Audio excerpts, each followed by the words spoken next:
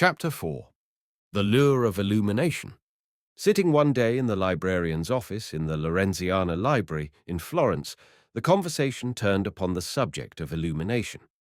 Taking a key from his pocket, my friend Guido Biaggi unlocked one of the drawers in the ancient wooden desk in front of him and lifted from it a small purple vellum case inlaid with jewels. Opening it carefully, he exposed a volume similarly bound and similarly adorned. Then, as he turned the leaves and the full splendor of the masterpiece was spread out before me, the marvelous delicacy of design, the gorgeousness of color, the magnificence of decoration and miniature, I drew in my breath excitedly and bent nearer to the magnifying glass which was required in tracing the intricacy of the work. This was a book of hours illuminated by Francesco d'Antonio del Cerico, which had once belonged to Lorenzo de' Medici and was representative of the best of the 15th century Italian work. The hand letters were written by Antonio Sinibaldi in humanistic characters upon the finest and rarest parchment. The illumination, with its beaten gold and gorgeous colors, was so close a representation of the jewels themselves as to make one almost believe that the gems were inlaid upon the page. And it was the very volume that had many times rested in the hands of Lorenzo the Magnificent, as it was at that moment resting in mine. For the first time the art of illumination became real to me, not something merely to be gazed at with respect and admiration, but an expression of artistic accomplishment to be studied and understood and made a part of one's life. The underlying thought that has inspired illumination in books from its very beginning is more interesting even than the splendid pages which challenge one's comprehension and almost pass beyond his power of understanding. To the ancients, as we have seen, the rarest gems in all the world were gems of thought. The book was the tangible and visible expression of man's intellect, worthy of the noblest presentation. These true lovers of books engaged scribes to write the text in minium of rare brilliancy brought from India or Spain, or in Byzantine ink of pure oriental gold. They selected, to write upon, the finest material possible, sometimes nothing less than virgin parchment, soft as velvet, made from the skins of stillborn kids. They employed the greatest artists of the day to draw decorations or to paint miniatures. And they enclosed this glorified thought of man, now perpetuated for all time, in a cover devised sometimes of tablets of beaten gold or of ivory inlaid with precious jewels. Page 112. For centuries, this glorification was primarily bestowed upon religious manuscripts, and illumination came to be associated with the church, but by the 14th century, the art ceased to be confined to the cloister. Wealthy patrons recognized that it offered too splendid a medium of expression to permit limitation, and lay artists were employed to add their talents in increasing the illuminated treasures of the world. There would seem to be no reason why so satisfying an art as that of illumination should not continue to be employed to make beautifully printed books still more beautiful. Yet even among those who really love and know books, there is a surprising lack of knowledge concerning this fascinating work. The art of Raphael and Rubens has been a part of our everyday life and is familiar to us. But the names of Francesco d'Antonio, Jean Fouquet, and Jean Bourdichon have never become household words, and the masterpieces of the illuminator's art, which stand to their credit, seem almost shrouded in a hazy and mysterious indefiniteness. I have learned from my own experience that even fragmentary study brings rich rewards. The interest in discovering that instead of being merely decorative, the art of illumination is as definitive in recording the temporary or fashionable customs of various periods as history itself. There is a satisfaction in learning to distinguish the characteristics of each well-defined school, of recognizing the fretted arcades and mosaics of church decoration in the Romanesque style, the stained glass of the Gothic cathedrals in the schools of England, France, Germany, or Italy, the love of flower cultivation in the work of the Netherlandish artists, the echo of the skill of the goldsmith and enameller in the French manuscripts, and the glory of the gem cutter in those of the Italian Renaissance.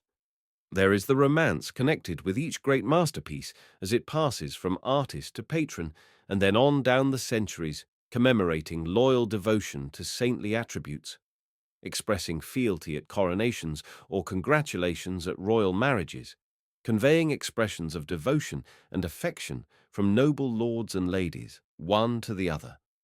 Illuminated volumes were not the playthings of the common people, and in their peregrinations to their final resting places in libraries and museums, they passed along a royal road and became clothed with fascinating associations.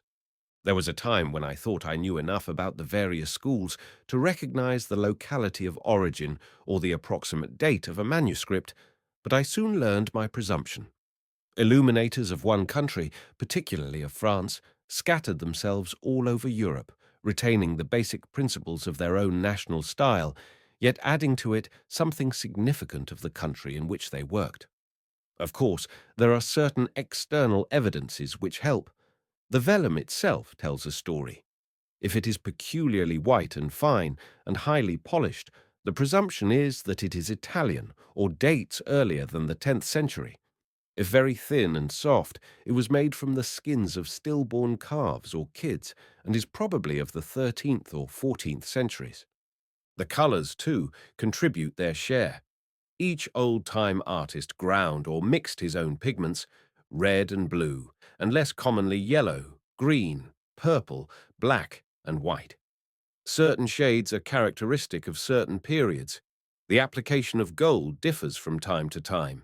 In England, for instance, gold powder was used until the 12th century, after which date gold leaf is beautifully laid on the sheet.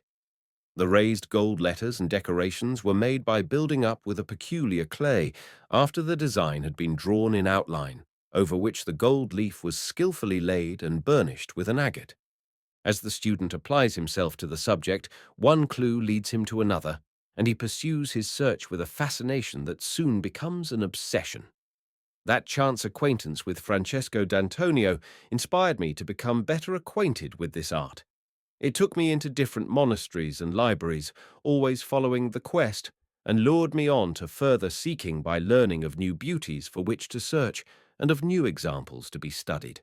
Even as I write this, I am told that at Chantilly, in the Musée Condé, the Très Riche Heure of the Duc de Berry is the most beautiful example of the French school. I have never seen it, and I now have a new objective on my next visit to France. In this quest, covering many years, I have come to single out certain manuscripts as signifying to me certain interesting developments in the art during its evolution, and I study them whenever the opportunity offers. It is of these that I make a record here. Some might select other examples as better illustrative from their own viewpoints. Some might draw conclusions different from mine from the same examples, and we might all be right. There is little for us to examine in our pilgrimage until the Emperor Justinian, after the conflagration in the year 532, which completely wiped out Constantinople with its magnificent monuments, reconstructed and rebuilt the city. There are 2 copies of Virgil at the Vatican Library in Rome, to be sure, which are earlier than that, and form links in the chain between illumination as illustration and as book decoration. There is the Roman calendar in the Imperial Library at Vienna, in which for the first time is combined decoration with illustration.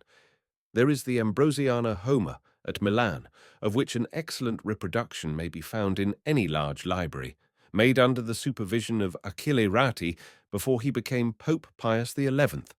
There are the burnt fragments of the Cottonian Genesis at the British Museum in London, none more than 4 inches square, and running down to 1 inch, some perforated with holes and almost obliterated, others still preserving the ancient colours of the design, with the Greek letters clearly legible after 16 centuries. These are historical and interesting, but we are seeking beauty. In the splendour of the rebirth of Constantinople, to which all the known world contributed gold and silver and jewels, medieval illumination found its beginning. Artists could now afford to send to the Far East and to the southern shores of Europe for their costly materials.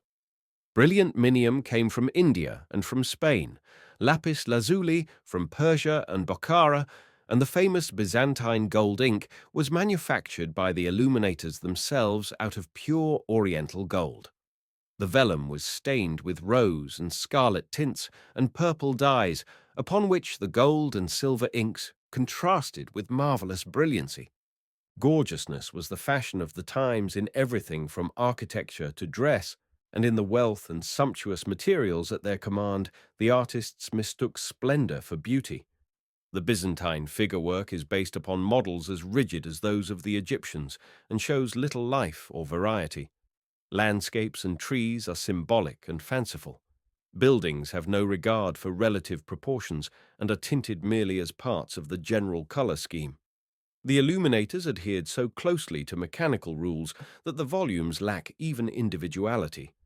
There are comparatively few of these extravagant relics now in existence. Their intrinsic value made them favorite objects of pillage, and hundreds were destroyed for their jewels and precious metals. In many of those that have endured, like the Codex Argentius at Uppsala in Sweden, the silver letters have turned black, the gold ink has become a rusty red, and the stained vellum now supplies a tawdry background.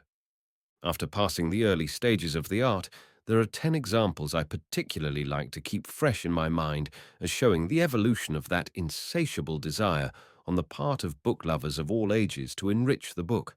4 of these are in the British Museum in London, 4 in the Bibliothèque Nationale in Paris, 1 in the Library of San Marco in Venice, and 1 in the Lorenziana Library in Florence. In each of these storehouses of treasure, there are many other manuscripts worthy of all the time a pilgrim can spare.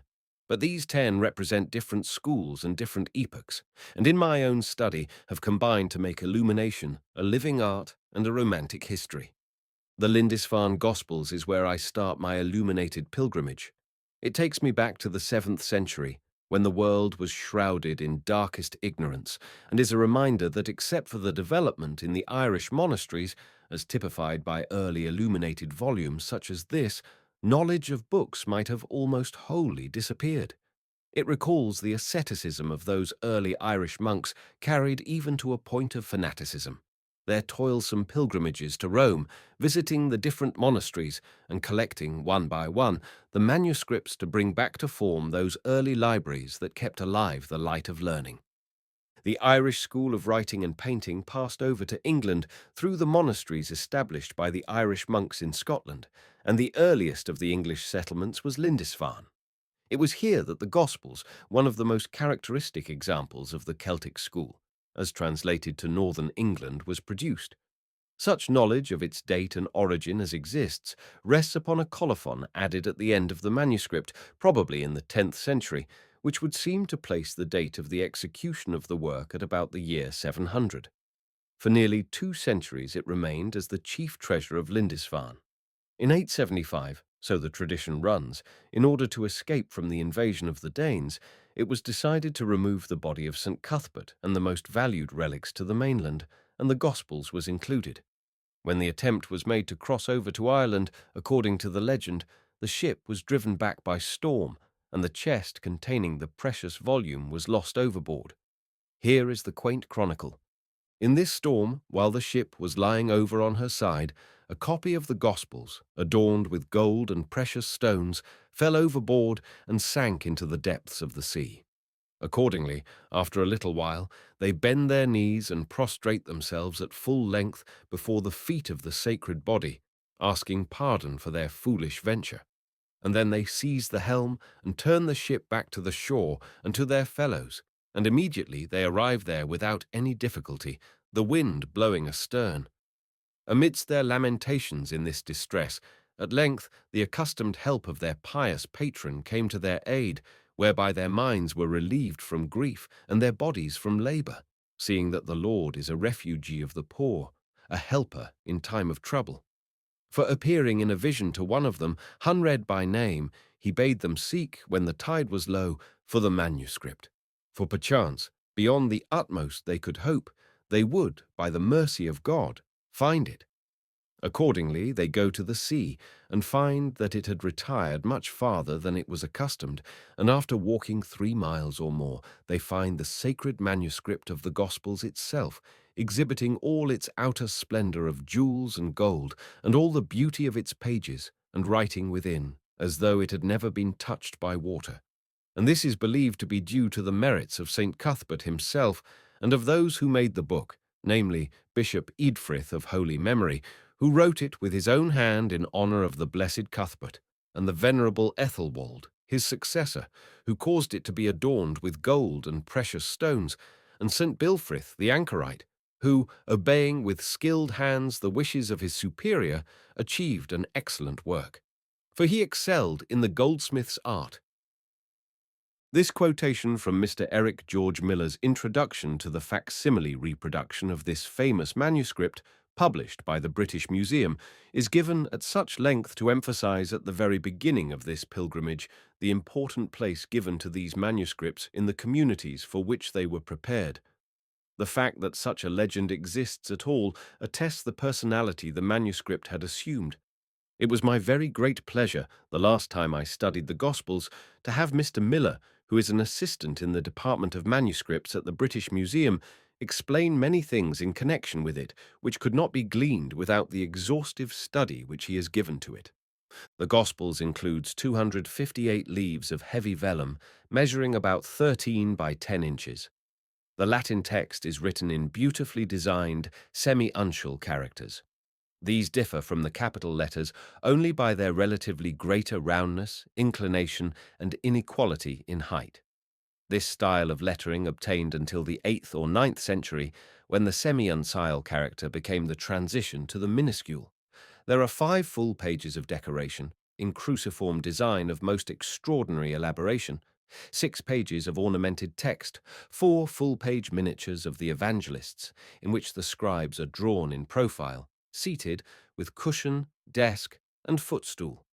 16 pages of canon tables, decorated in pure Celtic style, and numerous initials of various sizes.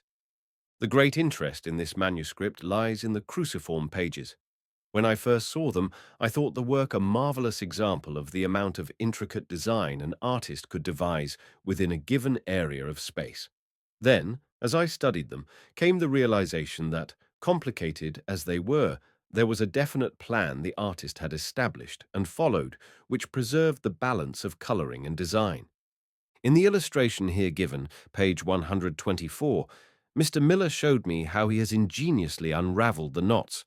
It is peculiarly interesting as it demonstrates the methods by which the expert is able to understand much that the casual observer fails to see. He pointed out that the background of the page is occupied by a design of no less than 88 birds, arranged in a perfect pattern, with 7 at the top, 7 at the bottom, 9 on each side, 12 in the gaps between the outer panels, 4 groups of 10 surrounding the rectangular panels, and 4 single birds in the gaps between the points of the cross and the T-panels. The necks and the bodies are so cleverly balanced that even when at first the scheme seems inconsistent, further examination shows that the artist adhered religiously to his plan. The color arrangement is carried out with equal thought and care. The 4 miniatures of the evangelists show Byzantine influence, but in the features and the hair and in the frames, the Celtic style prevails. Gold is used only on 2 pages. The Lindisfarne Gospels cannot be called beautiful when compared with the work of later centuries, but can we fully appreciate the beauty we are approaching without becoming familiar, step by step, with what led up to it? In this manuscript, the precious Gospels were enriched by the labor of devoted enthusiasts in the manner they knew best, and with an ingenuity and industry that staggers us today. Taking what the past had taught them, they gave to it their own interpretation, and thus advanced the art toward its final consummation and glory. Taken merely as an example of illumination, few would share my interest in the Alcuin Bible, a Carolingian manuscript of the 9th century, but to anyone interested in printing, this huge volume at the British Museum cannot be overlooked. In the 8th century, the Irish and Anglo-Saxon missionary artists transplanted their work to their settlements on the continent, out of which sprang the Carolingian school in France, so named in honor of Charlemagne. Sacred compositions, derived largely from Latin and Byzantine sources, were now added to the highly ornamental letters. Solid backgrounds were abandoned, and handsome architectural designs were used to frame the miniatures. If you will examine the Alcuin Bible with me, you will note what a tremendous advance has been made. The manuscript is a copy of the Vulgate, said to be revised and amended by Alcuin of York to present to Charlemagne on the occasion of that monarch's coronation. Some dispute this tradition altogether. Some claim that a similar Bible, now in Rome, is entitled to the honor, but the controversy does not detract from the interest in the book itself. This Alcuin of York was the instrument of Charlemagne in establishing the reform in hand lettering, which has been of the utmost importance in the history of printing. Starting with the foundation of the School of Tours in 796, the minuscule or lowercase letter, which is the basis of our modern styles, superseded all other forms of hand lettering. By the 12th century, the clear, free-flowing form that developed from the Caroline minuscule was the most beautiful hand ever developed, and was never surpassed until the humanistic scribes of the 15th century took it in its Italian form as their model and perfected it. The volume is a large quarto, 20 by 14 and a quarter inches in size, splendidly written in double column in minuscule characters with uncial initials. There are 4 full-page illuminations and many smaller miniatures, with characteristic architectural detail that show Roman influence, while the decorations themselves are reminiscent of the Byzantine and the Celtic schools. It is the hand lettering rather than the illumination or the decoration that particularly interests me. When I first began my work in designing my humanistic type, I was amazed that the humanistic scribes of the 15th century, upon whose letters I based my own, could have so suddenly taken such a stride forward. The mere fact that there was a greater demand for their work did not seem to explain the phenomenon. Then I discovered that these 15th century artists, instead of adapting or copying the Caroline minuscule, set about to perfect it. They mastered the principles upon which it was based, and with the technical advantages that had come to them through the intervening centuries, brought the design to its fullest beauty. To supplement my study of the Alcuin Bible, I turned to the masterpiece of the Carolingian school in the Bibliothèque Nationale in Paris. The Golden Gospels of Saint Médard belongs to the same period as the Alcuin Bible, and its hand letters are of the same beautiful design, but more brilliant in that they are written throughout in gold. In spite of the crude and unnatural figures, I am always impressed with a feeling that the artist is, for the first time, making a definite effort to break away from past tradition toward more natural design. The Byzantine atmosphere still clings to the work as a whole, opposite page, but in the frames and the backgrounds there is an echo of the ivory carving and the architecture of the new church of San Vitale at Ravenna, and the powerful influence of the early Christian symbolism asserts itself in the miniatures. The hand-lettered pages are enclosed in plain borders of green or red tint with outside rules of gold. Each picture page covers the entire leaf. Every now and then, superimposed upon the solid background of the margins, are tiny figures so far superior in freedom of design to the major subjects as to make one wonder why the more pretentious efforts are not farther advanced than they are. Yet why should we be surprised that an artist, under the influence of centuries of precedent and the ever-present aversion to change, should move slowly in expressing originality? As it is, the pages of Saint Médard give us for the first time motivation for the glorious development of the art to come in the 14th and 15th centuries. The rise of Gothic influence forms the great dividing line between the old, or ecclesiastic, and the new, or naturalistic, spirit in monastic art. The Psalter of St. Louis, a Gothic manuscript of the 13th century in the Bibliothèque Nationale in Paris, is an example of this transition that I like to study. By the beginning of the 13th century, the initial, which in the Celtic style had dominated the entire page, was losing its supremacy, becoming simply one factor in the general scheme. A delicate fringe work or filigree of pen flourishes, which had sprung up around the initial as it became reduced in size, was later to be converted into a tendril or cylindrical stem, bearing a succession of 5 leaves and leaflets of ivy, usually entirely filled with burnished gold. Small figures, and later groups of figures, take the place of the linear ornament in the interior of the letter, and calligraphy and miniature painting become successfully fused. An exact date cannot be assigned, as it was the result of a slow and gradual growth. From certain references made in the calendar pages of the Psalter, it is evident that the manuscript was copied and illuminated between the year 1252, when Queen Blanche of Castile died, and the death of St. Louis in 1270. What a story this book could tell! Written in French in red ink on one of the front-end leaves is this inscription: "This Psalter of St. Louis was given by Queen Jeanne d'Evreux to King Charles, son of King John, in the year of our Master, 1369, and the present King Charles, son of the said King Charles, gave it to Madame Marie of France, his daughter, a nun at Poissy, on St. Michel's Day in the year 1400. The Psalter contains 260 leaves of parchment, 8.5 by 6 inches.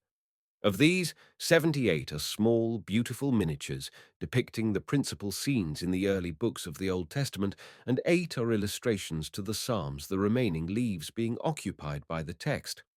In these miniatures is shown a refinement and delicacy of treatment combined with unusual freedom in execution. Here is one of the best examples of the reflection of the stained glass windows of the Gothic cathedrals to which reference has already been made. There is no shading whatever.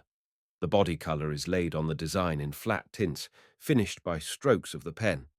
All this is interesting because this period marks the end of the needless limitations illuminators placed upon themselves. Working on vellum as a medium instead of in glass with lead outlines should be a much simpler operation. Still, one can't help revelling in the bright scarlet and the rich blue of the stained glass, and would be loath to give it up. The volume is bound in old boards, covered with blue and rose material, embossed with silver, and reinforced with velvet. The clasps are gone. The style of illumination in the 13th century shows no distinct national characteristics, for even in England some of the work was executed by French artists.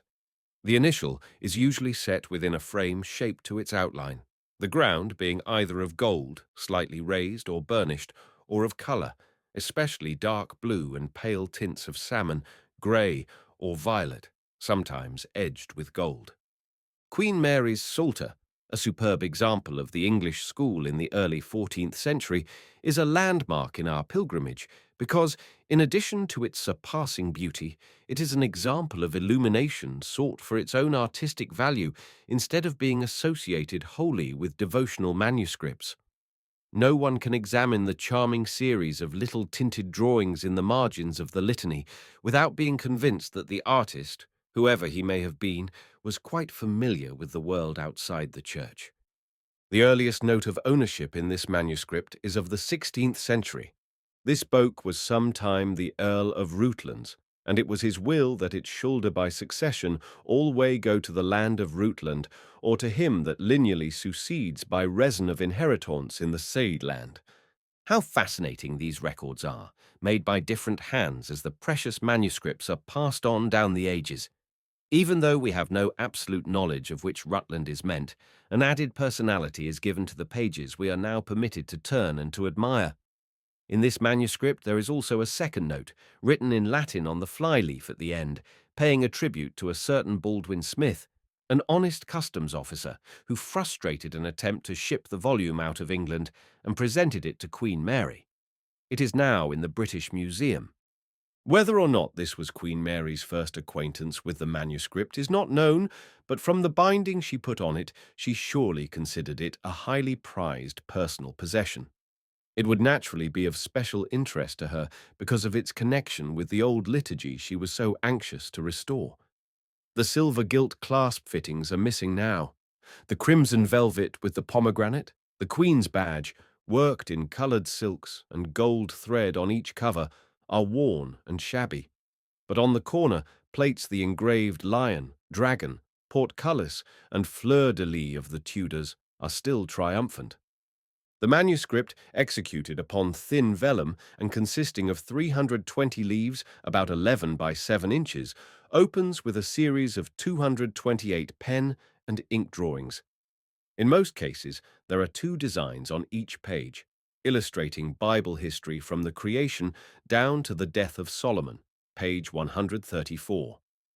With the drawings is a running description in French, sometimes in prose, sometimes in rhyme, which in itself is interesting, as the story does not always confine itself strictly to the biblical records, but occasionally embodies apocryphal details.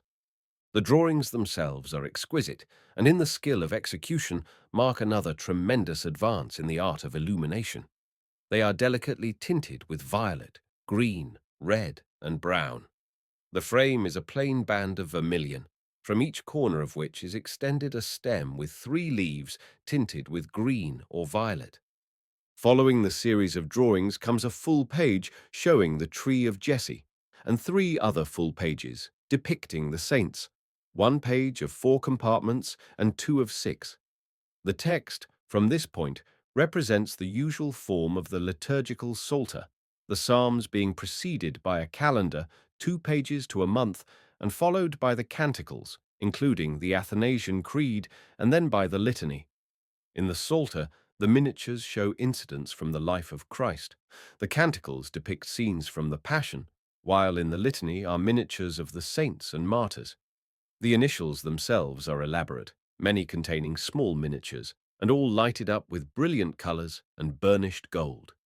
In the litany, in addition to the religious subjects, there are splendid little scenes of everyday life painted in the lower margins which make the manuscript unique. Illustrations of the bestiary, tilting and hunting scenes, sports and pastimes, grotesque figures and combats, dancers and musicians. The manuscript ends with the miracles of the Virgin and the lives and passions of the saints. In Queen Mary's Psalter and in manuscripts from this period to those of the 16th century, we find ourselves reveling in sheer beauty. Why not have started here, asks my reader. Perhaps we should have done so. But this is a record not of what I ought to do, but of what I've done. To see one beautiful manuscript after another, without being able to recognize what makes each one different and significant, would take away my pleasure, for the riotous colors and gold would merge one into another. Is it not true that there comes greater enjoyment in better understanding? We admire what we may not understand, but without understanding there can be no complete appreciation. In this case, familiarity breeds content. After studying the best of 14th century English illumination in Queen Mary's Psalter, I like to turn to the Bedford Book of Hours to make comparison with one of the most beautiful French manuscripts of a century later. This is also at the British Museum, so in the brief space of time required by the attendant to change the volumes on the rack in front of me, I am face to face with the romance and the beauty of another famous volume, which stands as a memorial of English domination in France. Fashions change in illuminated manuscripts, as in all else, and books of hours were now beginning to be the vogue in place of psalters. This one was written and decorated for John, Duke of Bedford, son of Henry IV, and was probably a wedding gift to Anne, his wife.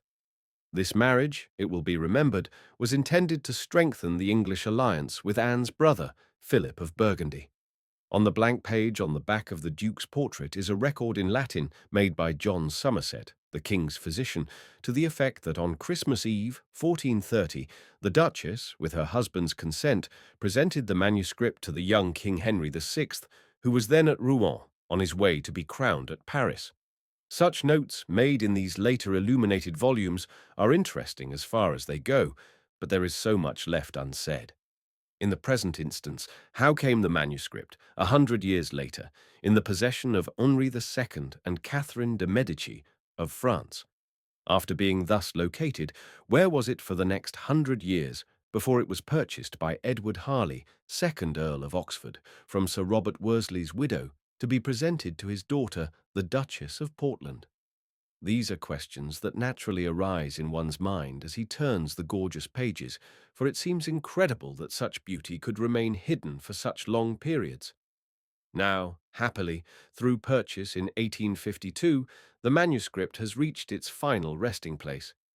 Like other books of hours, the Bedford opens with the calendar pages, combining the signs of the zodiac with beautifully executed scenes typical of each month. Then follow 4 full-page designs showing the creation and fall, the building of the ark, the exit from the ark, and the Tower of Babel.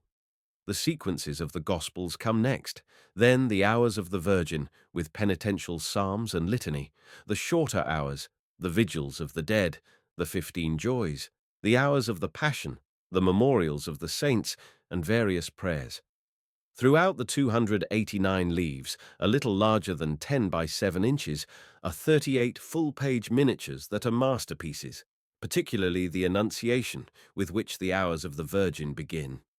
Every page of text is surrounded by a magnificent border, rich in colors and gold, with foliage and birds, and with the daintiest little miniatures imaginable.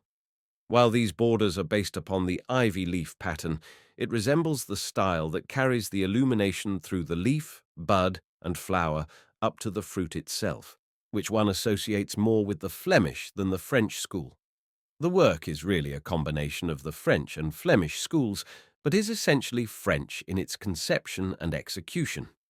It was the custom in these specially created manuscripts to immortalize the heads of the family by including them with other, and perhaps in some cases, more religious subjects.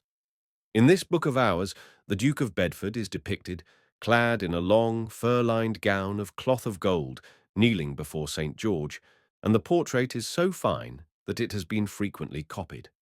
The page which perpetuates the Duchess is reproduced here. Clad in a sumptuous gown of cloth of gold, lined with ermine, she kneels before St. Anne. Her elaborate headdress supports an artificial coiffure rich in jewels. On her long train, her two favorite dogs are playing. The saint is clad in a grey gown, with blue mantle and white veil, with an open book in front of her. At her left stands the Virgin in white, with jewelled crown, and the infant Christ in grey robe. His mother has thrown her arm affectionately about him, while he, in turn, beams on the kneeling Duchess. In his hand he carries an orb surmounted by a cross. St. Joseph stands at the right of the background, and 4 angels may be seen with musical instruments, appearing above the arras, on which is stamped the device and motto of the Duchess. Surrounding the miniature, worked into the border, in addition to the Duke's shield and arms, are exquisite smaller pictures, in architectural backgrounds, showing St. Anne's 3 husbands and her sons-in-law. The pages must be seen in their full colour and in their original setting to be appreciated. The manuscript is bound in red velvet with silver gilt clasps, bearing the Harley and the Cavendish arms, and dates back to the time of the Earl of Oxford. In the Antiquities of the Jews, Jean Fouquet's masterpiece at the Bibliothèque Nationale in Paris, we find the French Renaissance School. This manuscript interests me for several and different reasons. In the first place, Fouquet was one of the founders of the French school of painting, and had his masterpieces been painted on canvas instead of on vellum, his name would have been much more familiar to art lovers than it is today. The high degree attained by the art at Tours, which had become the centre of the Renaissance in France, demanded a setting for the miniatures different from the Flemish type of decoration that had so dominated illumination in general. This it found in the Italian style, which at that time was first attaining its glory. The book itself was originally bound in 2 volumes, being a French translation by an unknown writer of Flavius Josephus's Antiquities and War of the Jews, the subject being the clemency of Cyrus toward the captive Jews in Babylon. It is in folio, a little larger than 16 by 11 inches, written in double column, and contains superb initials, vignettes, and miniatures. The work was begun for the Duc de Berry, but was left unfinished at his death in 1416. Later, it came into the possession of the Duc de Nemours. Can one imagine a more aristocratic treasure for a cultured gentleman to own?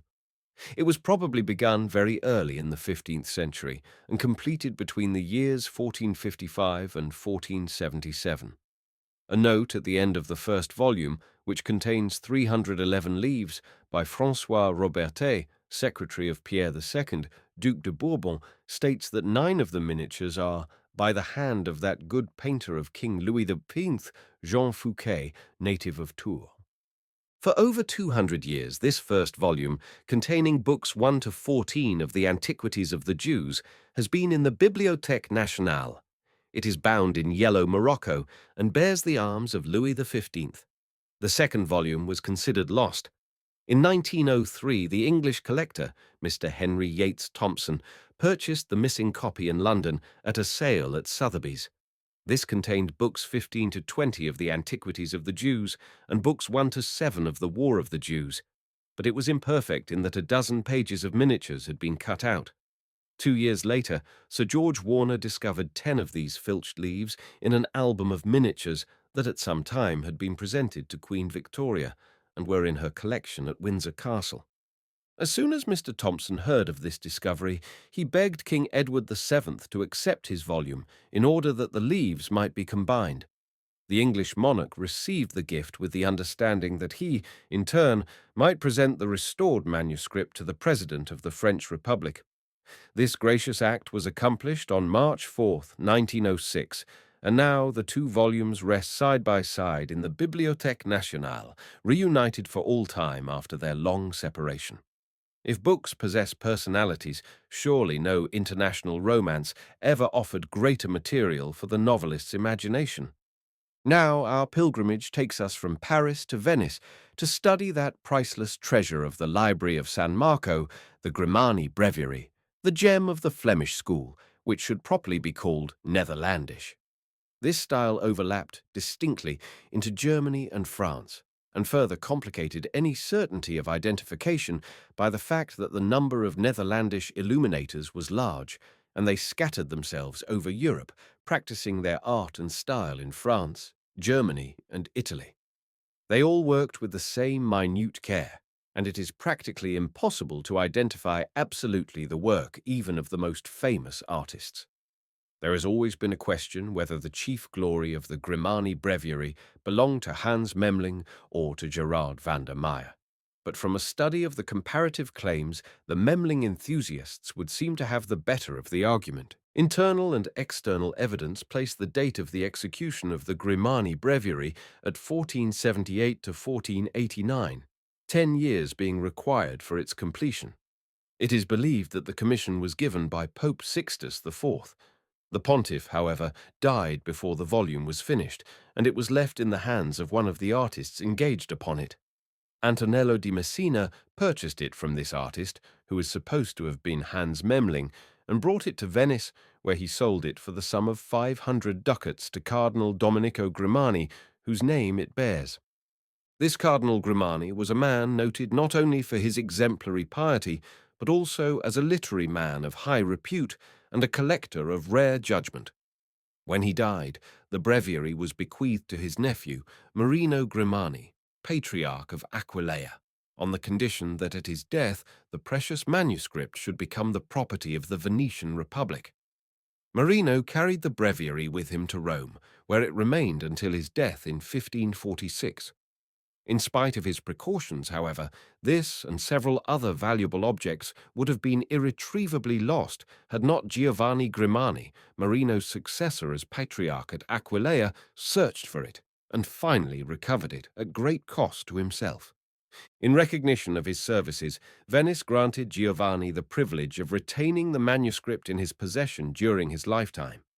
Faithful to his trust, Giovanni, fearing lest the volume be again lost, on October 3, 1593, sent for his great friend, Marco Antonio Barbaro, procurator of St. Mark's, placed the treasure in his hands, and charged him to deliver it to the Doge Pasquale Cicogna in full senate. This was done, and the volume was stored in the treasury of the basilica for safe keeping. Here it remained through the many vicissitudes of Venice, and even after the fall of the Republic, until the librarian Morelli persuaded the authorities to allow its removal to the Library of San Marco, whither it was transferred October 4, 1797.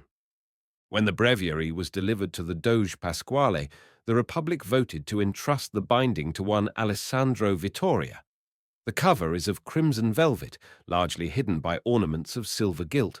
On one side are the arms and the medallion of Cardinal Domenico Grimani, and on the other those of his father, the Doge Antonio.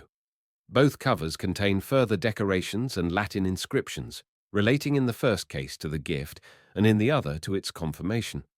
In the small medallions in the border, one sees a branch of laurel, the emblem of vigilance and protection, crossed by a branch of palm, the symbol of the religious life.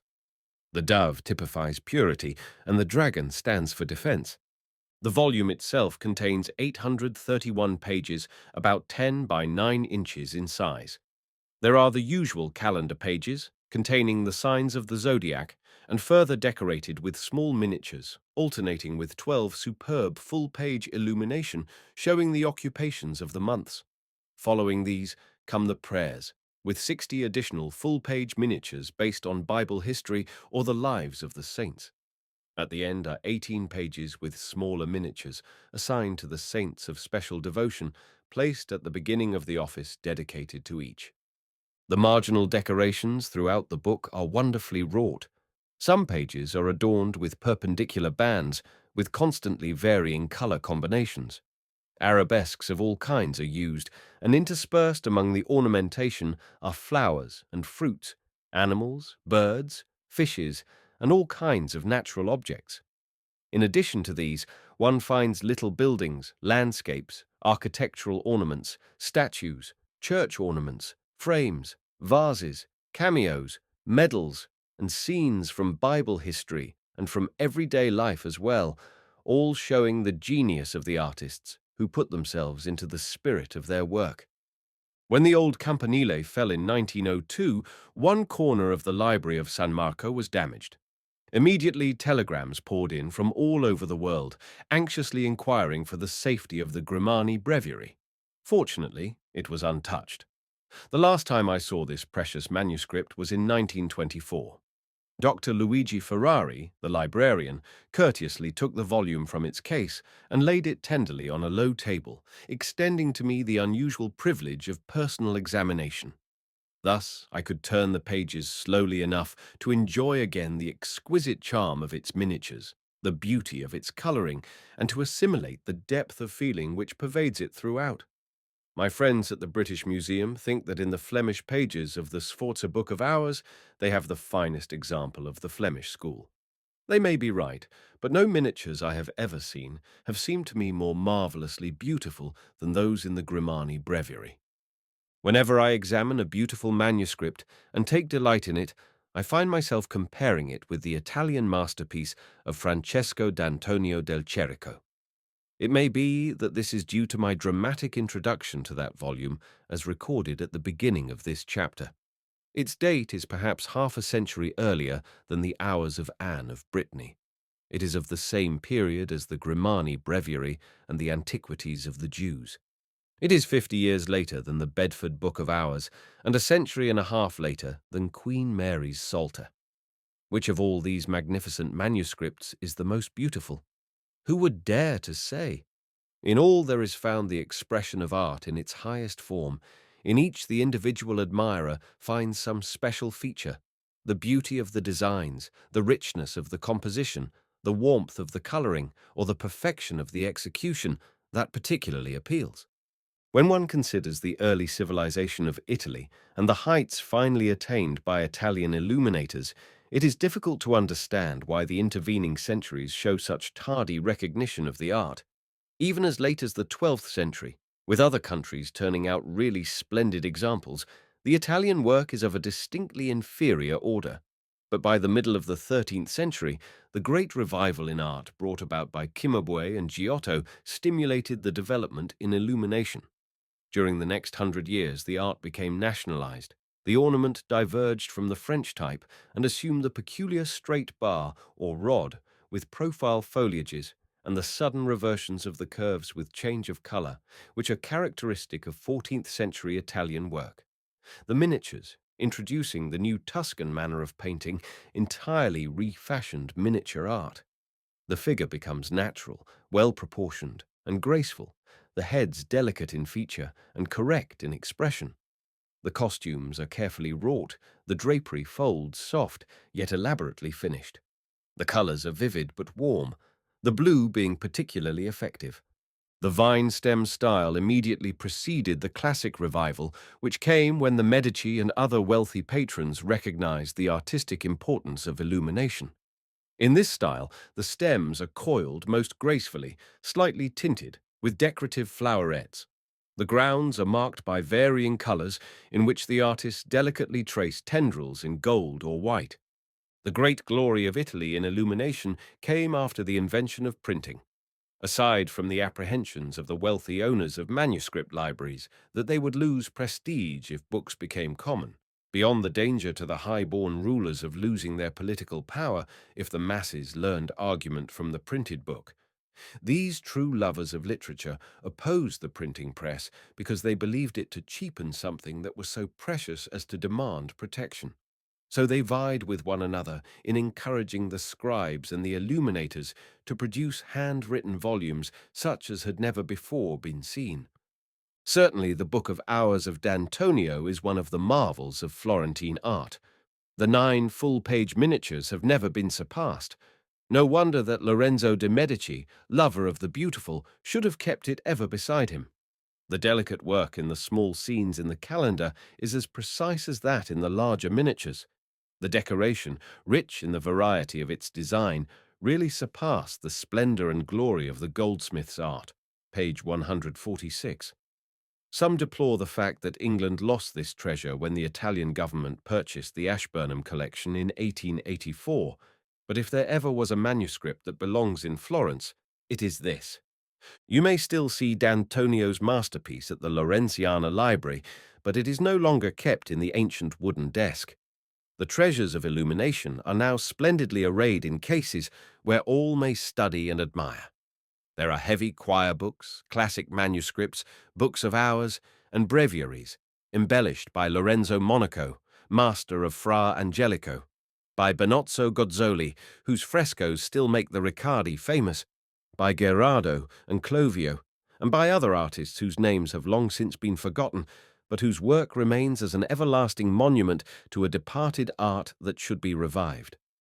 Experts, I believe, place the work of Jean Fouquet in the Antiquities of the Jews ahead of that of Jean Bourdichon, probably Fouquet's pupil, in the Hours of Anne of Brittany.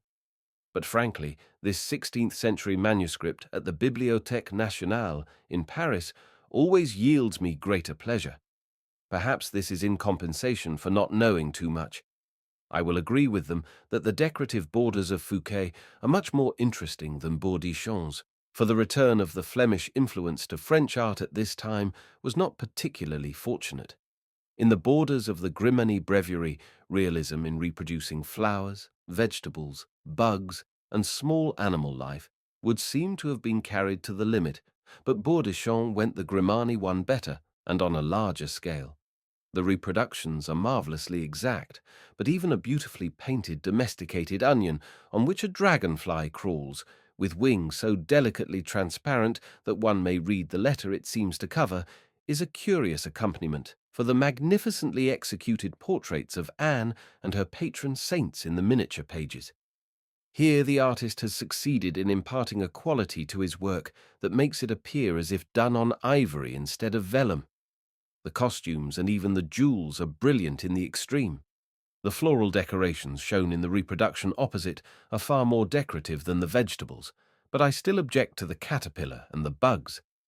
In 1508, there is a record that Anne of Brittany, Queen of Louis XII, made an order of payment to Bourdichon of 1,050 livres tournois for his services in richly and sumptuously historiating and illuminating a great book of hours for our use. This consists of 238 leaves of vellum, 12 by 7.5 inches in size. There are 63 full pages, including 49 miniatures, 12 reproductions for the various months, and a leaf containing ornaments and figures at the beginning and end of the volume. Of the text, there are some 350 pages surrounded by borders.